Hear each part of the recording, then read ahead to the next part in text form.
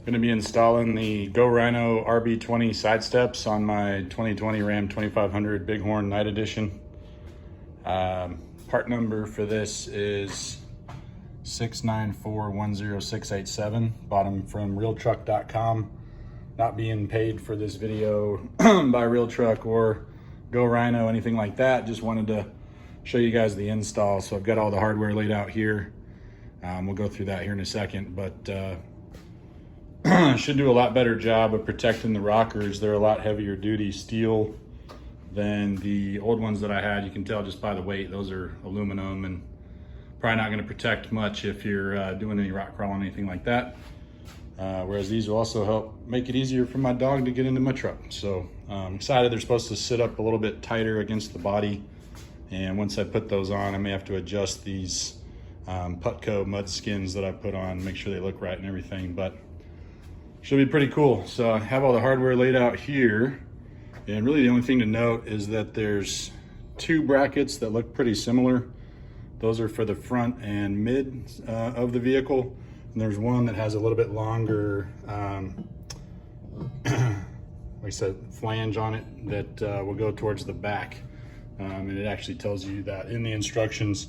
The other thing you notice here is these little pieces of hardware will drop inside the rocker in some little holes, and so they have you put this plastic washer on there so that you don't run the risk of dropping it down inside of there and trying to fish it back out of your inner rocker. It might be kind of difficult. So let me get under the truck here and show you what we'll be doing to install this hardware here, which is what the brackets for the running boards attach to. And these actually come shipped in a different box than the running boards themselves. So if you buy these, you'll get typically two tracking numbers, both coming from wherever you bought them from, just to make sure you have all the hardware you need. So what you're looking at is the driver's side inner rocker, just basically right behind the front tire here. And what they'll have you do is peel off that piece of tape. Then you drop the hardware down inside to where the longer bolt's sticking out where the tape is now, and you'll see where the other two nut certs will line up behind those little hexagonal holes there. So there's one there. A little bit further down, got one here for the mid bracket, and then one all the way down at the end for the back bracket. I'll go ahead and get all those dropped in and catch up with you.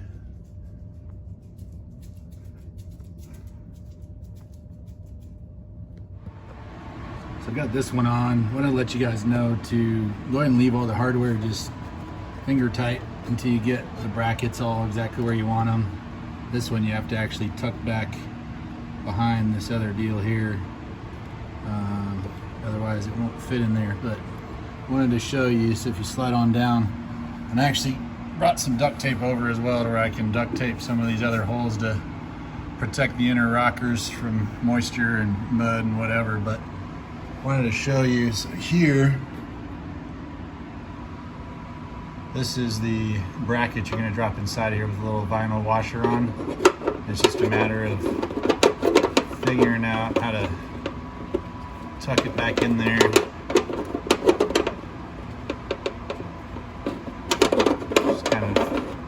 Slide it in type stuff. Kind of hard to do one-handed, but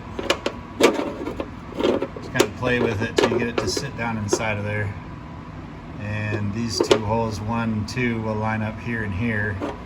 You fill the bracket on and then just feed the hardware on there.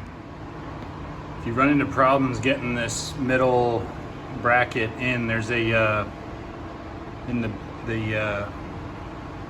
C-pillar there's some sort of reinforcement on the inside that makes it hard to get in there. I just gave it a little tap with a hammer and it slid in the hole type stuff. So next you're going to take these little brackets here and slide them into this channel, kind of figure out where you want them type stuff, flip that over, and we'll get it fastened to the brackets and wait to tighten it down until we get it exactly where we want it.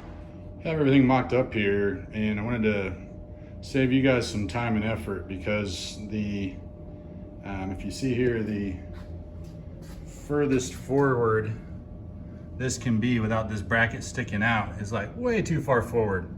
This shouldn't have to be right where the fender flare is at. Otherwise the mud flap's gonna run into this too. And so I figured out what happened. In the instructions, they tell you that the bracket swinging out to the right is for the driver's side. Front and center bracket, driver's side, rear bracket, driver's side.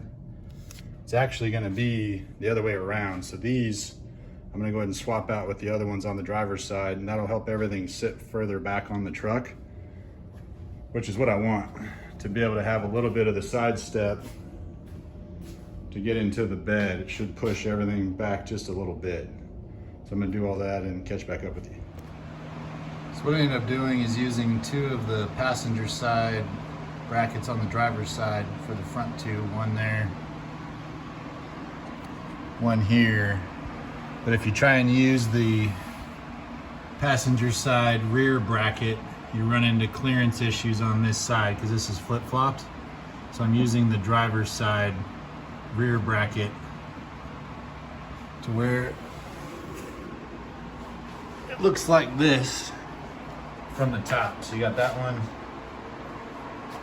middle, front, to allow it to sit a little bit further back. Just getting it mocked up here, that's much better. Gets to sit a little bit further back, a little bit more of a step back here, and just think that looks a lot better. Highly recommend that bracket setup. We'll go ahead and lock this one down and repeat on the other side, wrap it up. All finished up, looks good.